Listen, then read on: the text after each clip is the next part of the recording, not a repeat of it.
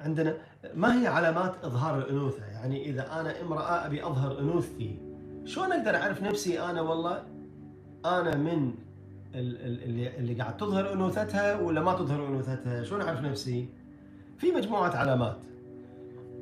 العلامة الأولى طريقة الكلام.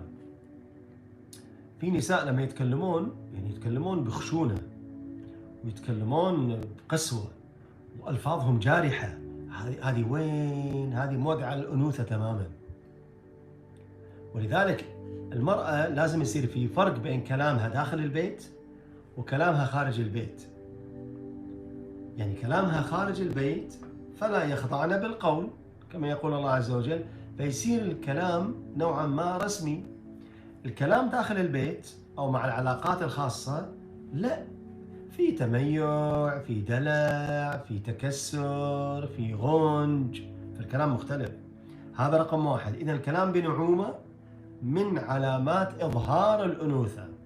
الصفة الثانية أنه، وهذه حقيقة يعني أغلب النساء عندهم قدرة على التمثيل، أن تمثل أن هي ضعيفة وتحسس اللي أمامها أنه قوي.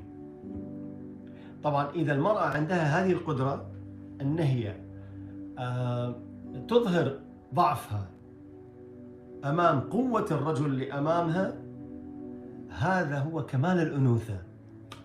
لأن الرجل يحب أنه يعيش رجل والمرأة تحب تعيش مرأة، فهي لما تظهر ضعفها هو يظهر رجولته. لما يظهر رجولته كذي يشعر هو أنه مستانس وسعيد. هو بالمناسبة شوفوا كل إنسان الله عز وجل خلقه في نسبة من علامات الأنوثة ونسبة من علامات الرجولة. يعني أنا الآن رجل، تمام؟ أنا عندي الآن في صفاتي 70% رجولة وعندي 30% أنوثة. أنا المرأة عندها 70% أنوثة 30% رجولة. ترى هي طبيعي في البشر، لأن الرجولة عبارة عن صفات والأنوثة صفات. وأنا الحين قاعد أكلمكم عن العلامات. يعني الكلام الناعم المرأة تقدر تسوي، طيب الرجل يقدر يسوي؟ الرجل يقدر بس صعب عليه. غير المرأة أسهل. إني أنا أشعر نفسي ضعيف أمامك وأنت القوي، أقدر أنا أسويه بس ثقيلة علي. هذه كلام من 30%. شوفوا الصفة الثالثة إن تهتم بجسدها، يعني تهتم بجمال إيدها، جمال رقبتها، جمال شعرها، تهتم بشعرها، تهتم بزينتها، تهتم بأعضاء جسدها كامل بكل تفاصيله وكل أجزائه، تهتم بأصابع قدمها. أنا عندي واحد ذاك اليوم عندي في المكتب، زين، صارت مشكلة بينه وبين زوجته ويايني كان يستشيرني في شغلة، زين، فقعد يقول لي شلون أقدر أرجع زوجتي لي، هي رايحة بيت أهلها وهو عندي في المكتب. المهم كان أقول له يعني شنو أشياء أنت فقدتها في زوجتك، شي قاعد أسولف وياه يعني. كان يقول صدق كل أسبوع هي تشيك على قدمي ريلي، زين، تعرف هو يلبس تكرمون عاري يمشي فيها فتصير الريل خشنة. زين، فزوجته كل أسبوع تدهن ريله وتلبسه الشراب اللي هو الدلاق، زين، وترجع قدمه يعني سليمة، نظيفة سليمة، ويستخدمها أسبوع كامل. بعدين عقب أسبوع يقول لي عاد الحين صار لي شهر تعال شوف ريلي، يقول مجرحة، زين. فهو قاعد يقولها من باب يعني يقول هذا شيء حسنة من حسناتها بس هو قاعد يذكره يعني.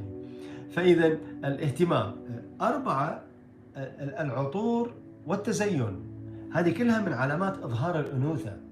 يعني الله حتى الله عز وجل ذكرها في القرآن، أو من ينشأ في الحلية وهو في الخصام غير مبين. فالمرأة تتنشأ في الحلية، يعني تحب مجوهرات، تحب طيب، تحب عطور، تحب زينة، تحب تتزين. ولذلك شوفوا الرجل كم يجلس أمام المنظرة والمرآة، يعني بسرعة دقيقة دقيقتين تشك تشك تشك كذي يمشط وخلص كذا ويمشي. زين المرأة اللي جابلت المنظرة بالله ايش كثر يبي لها. قد مرة شفتوا أنتم امرأة توقف قدام المنظرة دقيقتين وتمشي؟ مرت عليكم؟ صعبة. ليش؟ لأن المرأة تحب الزينة. المرأة لو تشوف أكو نفرة هني واحدة يمكن تقعد ساعة إلا ربع قدام المنظرة وهي بس تحط 5000 كريم علشان ما تطلع النفرة هذه. الرجل وأبويها كلهم نفر يطلعوا ما عنده ولا عنده مشكلة ولا فكر بهالموضوع أصلا. زين. في فرق بين الجانب الأنثوي والجانب الذكوري، في فرق في الصفات. المرأة ممكن تظهر أنوثتها، وهذا ملف مهم جدا جدا جدا في العلاقة الخاصة الحميمية بين الزوجين. بقدر ما المرأة تظهر أنوثتها في هذا الموقع، بقدر ما الرجل يتعلق فيها أكثر. وهذا مبحث يعني صعب اليوم أنا أدخل فيه بتفاصيله، لكن يعني هذه نقطة من النقاط في الإجابة على سؤال ما هي العلامات اللي فيها إظهار الأنوثة.